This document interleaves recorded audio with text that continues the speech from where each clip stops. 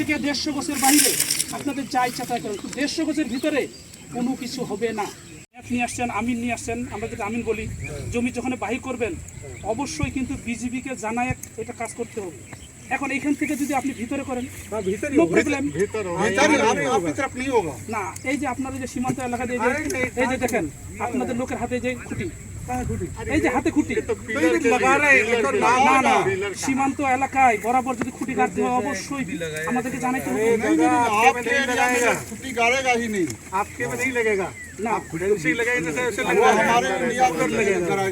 ঠিক আছে, এখন এই যে জমিটা আছে এটা বাংলাদেশ, এটা ইন্ডিয়া, তো বাংলাদেশের মালিক থাকবে, ইন্ডিয়া মালিক থাকবে। যেহেতু সীমান্ত এলাকায় 150 গজের ভিতরে কোনো কিছু করতে হলে অবশ্যই বিজিবি এবং বিএসএফ থাকবে। তাহলে আপনারা আসলেন, আপনাদের লোক আসলো, আপনারা এখানে সীমানা বাহির করতেছেন, এই যে খুঁটি আপনাদের গাড়তেছেন, অথচ বিজিবিকে ইনফরমেশন করেন নাই। तो नाप हो रहा है अभी, कौन सा लग रहा है? हम आपके तरफ लगेगा तब नापा होगा। हम अपना जमीन नाप रहे हैं।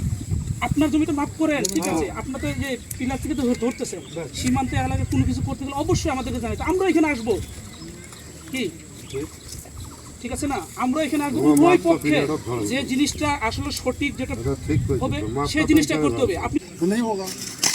अरे तो आप क्या करते हैं? आप अपनी जमीन में तो बनाएगा वो কি अरे आप जो बता रहे हो बाहर ही कुछ होगा। বাংলাদেশের নিয়োগ দেখা গেল ঢুকে আইলো ধরছে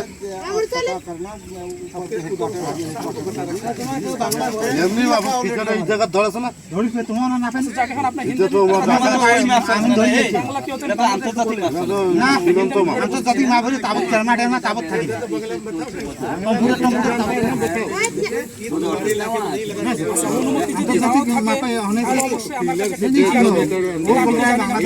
बांग्लादेश का आदमी क्या बोल रहा है, इधर से तो नापाई कर रहा है, तो बॉर्डर से ये सब गला कर रहा है, तो हम लोग को क्यों ना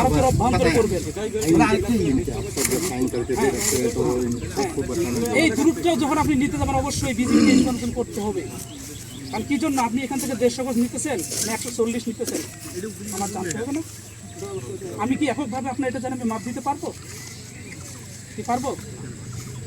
আমার কি এইখান থেকে ক্রস করার এক কদম কি আমার জন্য আইনে কি বৈধ আছে? যখন আপনি মাপটা দিবেন তখন কিন্তু আমাকে এখানে উপস্থিত থাকতে হবে, কি সঠিক? তাহলে আপনারা আসেন এখানে বাঁশের খুঁটি কাটতেছেন,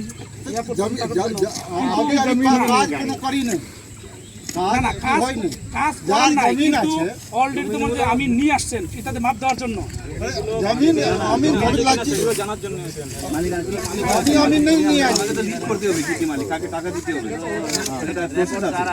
আমি তো বললাম যে যাই কিছু করতে যান করার আগে হচ্ছে কি যে উভয় পক্ষকে এক হতে হবে, এরপর দেখতে হবে, তারপর করতে হবে।